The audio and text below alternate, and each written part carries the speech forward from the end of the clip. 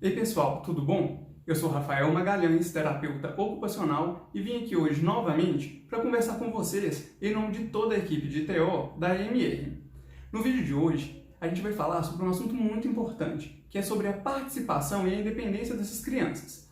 Quando a gente pensa no universo infantil, a gente tem que pensar nas atividades de vida diária, nas atividades escolares e no próprio brincar. Essas atividades elas são extremamente importantes porque elas vão ajudar na construção dos papéis ocupacionais da própria criança. Que papéis seriam esses? O de criança, o de filho, o de estudante, e que são os papéis iniciais que a criança vai executar para construir o seu papel como sujeito na sociedade. Quando a gente fala da atividade de vida diária, que são as atividades que ocupam maior tempo na vida das pessoas, a gente pensa na alimentação, como por exemplo o uso da colher e do copo, na questão da higiene pessoal, como lavar as mãos, escovar os dentes, tomar banho, a questão do vestuário, que envolve tirar e vestir roupas, calçar e tirar sapatos, e também na questão da mobilidade.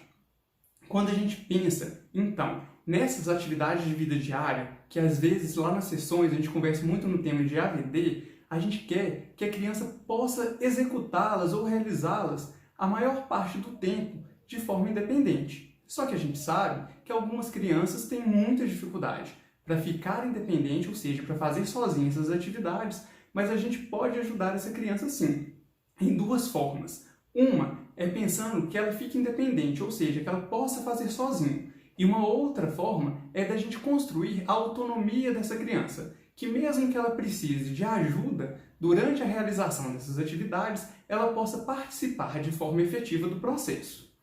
Então, como que eu posso fazer isso em casa? O primeiro passo é deixar a criança tentar. Quanto mais a criança tenta, mais chance ela tem de desenvolver essa habilidade. Então, cabe a gente, tanto o terapeuta quanto os pais e cuidadores, a estimular que a criança tenha a oportunidade de tentar e de realizar essas atividades em casa. Então, é importante que na minha rotina eu organize um tempo com calma, onde a criança possa fazer sem o estresse e a correria do dia a dia. É claro que a gente quer que chegue num ponto em que essas atividades sejam otimizadas, ou seja, que a criança consiga fazer mais rápido, mas a gente tem que entender que todo aprendizado é um processo. Então, no início, a criança vai demorar mais tempo para responder ou mais tempo para executar, e à medida que ela for se familiarizando ou acostumando com essa atividade, ela vai passar a conseguir dar respostas mais rápidas ou até mesmo fazer essa atividade de forma mais rápida.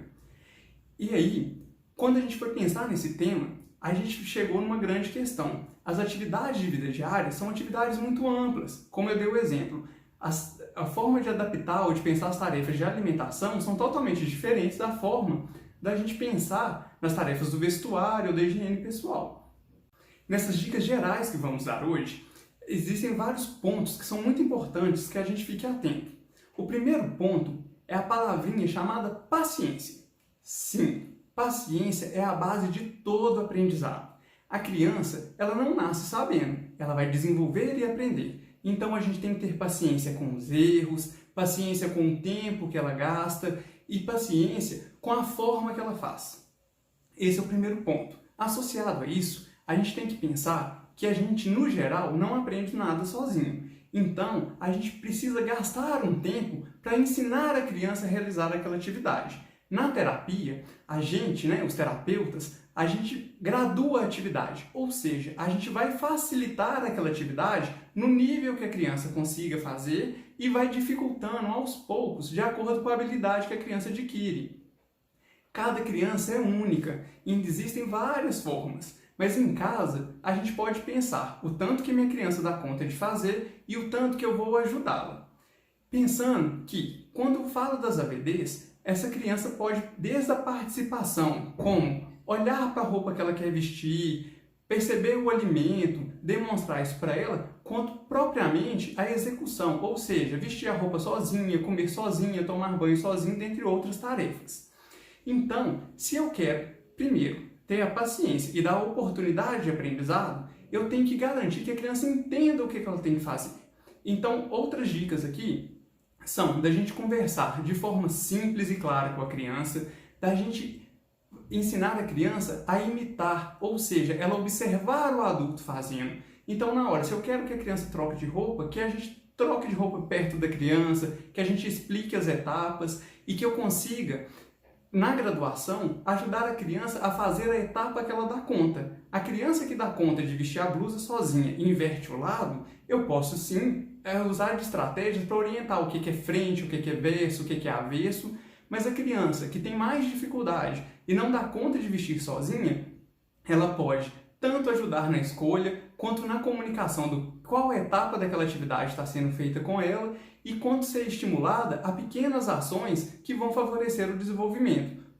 Como levantar a cabeça, tentar esticar o braço, mover a perna, ajudar a rolar na hora de puxar a calça. Então existem várias habilidades e a gente, os adultos, ficarmos atentos a graduar e favorecer que essa criança consiga participar da melhor forma possível. Além disso, é importante que a gente sempre incentive a criança. Então, tentar entender que na hora que a criança erra, ela fez o melhor que ela conseguiu.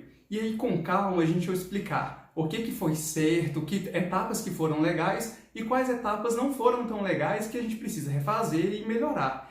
E a gente ter esse contato, ficar próximo da criança, mostrar para ela que errar não tem problema.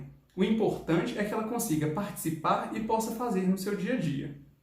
Lembrar também que algumas regras funcionam de forma geral. Por exemplo, se a gente pensa na alimentação, a gente começar a comer com a mão, a levar um alimento na boca, ou é mais fácil do que a gente usar uma faca, por exemplo. Na hora de vestir roupas, a gente usar roupas mais largas e mais confortáveis, mais molinhas, tipo roupa de malha, são mais tranquilas do que a gente usar roupas mais justas. Isso facilita tanto na hora que a gente vai ensinar para a criança ela realizar, e mesmo na criança que tem mais dificuldade, vai facilitar para o adulto executar aquela tarefa.